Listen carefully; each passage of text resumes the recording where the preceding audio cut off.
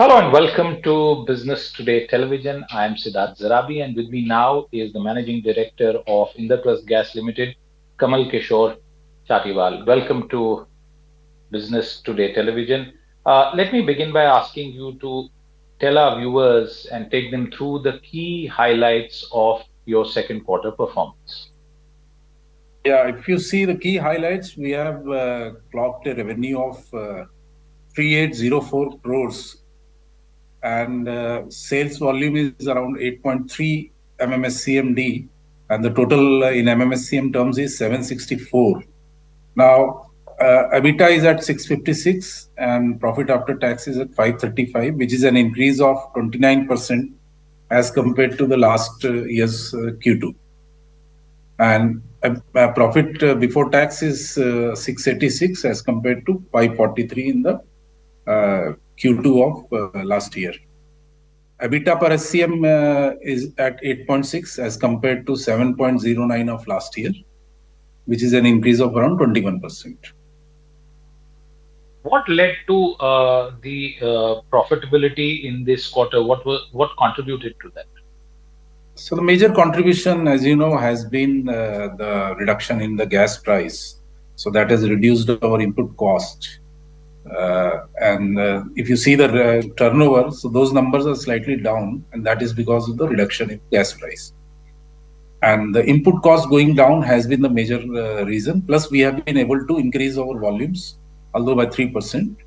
Right. Mr. Chatiwal, what is the gas price scenario that you are working with for the remaining part of the financial year, considering what is happening overall? What kind of scenario is likely to prevail for gas prices?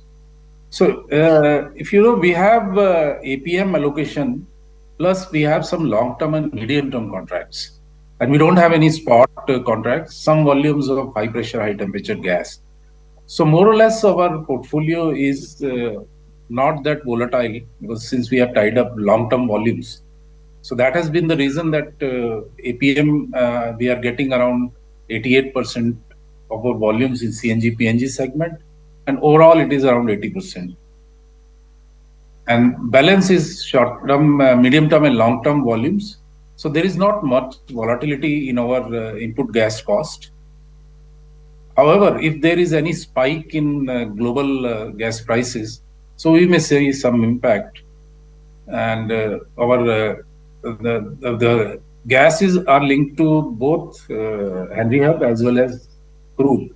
So majority of that is with the Henry Hub, where you see, as you know, there is 30% impact of the Henry Hub. Balance is the fixed cost of liquefaction and transportation.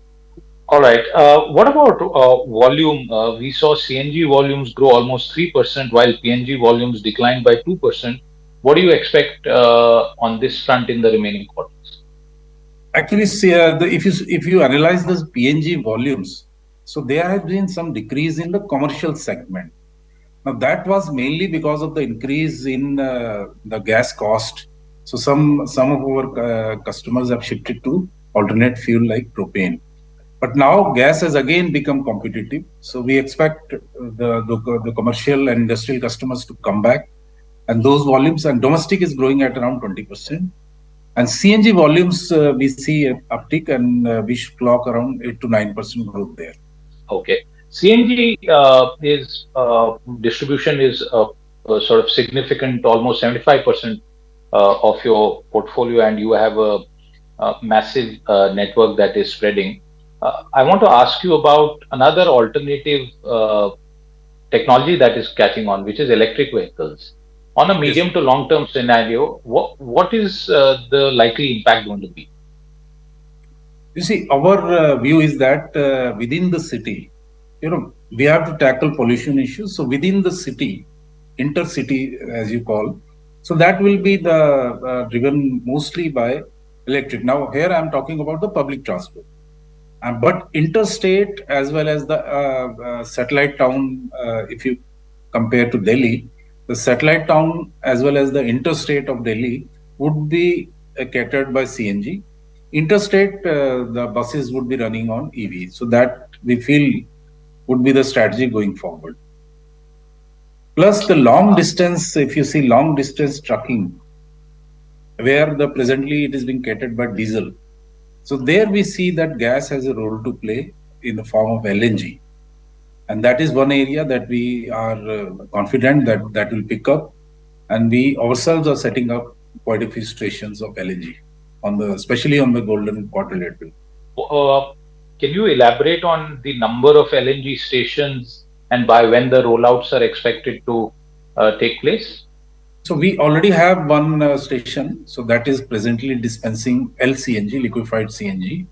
But and we are awaiting PESO approval, so that can come anytime. We can commission that with LNG.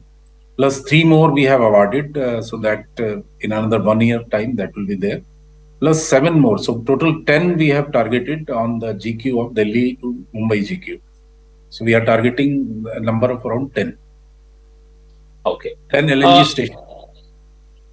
One of the other elements that we have seen, and for example, the Delhi state government has recently approved a EV policy for cabs and others, and it's likely that other state governments will also follow suit. Is that likely to impact IGL in any way? Yes, as far as aggregator policy is concerned, if you read the fine print, what it says is that, well, after getting license within 6 months, now I'm talking about four wheelers, so you will have to have 5% of your new additions should be electric, of the new additions, and within 3 years that number should be around 50%. 50% of the new addition should be electric, and in 5 years that should be 100%. So that is as far as the new additions of to the aggregator is concerned. And the existing vehicles which are running on CNG, so they have a mandate from the government that they can run for, the new vehicles can run for 15 years. And so this policy, there is some clarification required that what will happen to those aggregators who have a mandate from government to run for 15 years, what will happen to them after 2030 when the Okay. aggregators are mandated to have 100% EV fleet. So the impact that we have assessed is that immediately there will be 3 to 4% impact. However, we are seeing that the passenger vehicle segment as well as the commercial segment. So these are the two segments which are seeing very good conversions. If I see the monthly numbers, it is in the range of 15,000 to 17,000 per month, especially in, and most of them are in the NCR region. So that number, if you see in our overall mix, 40% is through private cars, and the truck dumpers and HMV is another 10%. So 50% of our sales are coming from these two segments. All right. What is the outlook for profitability in the balance part of the year? So balance part, we are confident of maintaining the EBITDA of 8 point, above 8. Our guidance was 7 to 8, so we will be able to maintain above 8. And if possible, some of the GAs where we feel that we can increase our volumes, we may moderate the prices there. Okay, and the moderation in prices would be dependent on what factors when that decision is made? Actually, we look at the conversions. If we reduce, what will be the impact on the conversions? So if Hmm. we feel that the conversions will improve if we take that hit, that will be there. Plus, in addition to that, the sales volume, we will be exiting the year at around 9 million. All right, Mr. Kamal Kishore, thank you very much for your time with us today and sharing some highlights of the second quarter performance. We'll get in touch later on during the year. Until then, goodbye. Thank you. If you like the video, do like, comment, share and subscribe.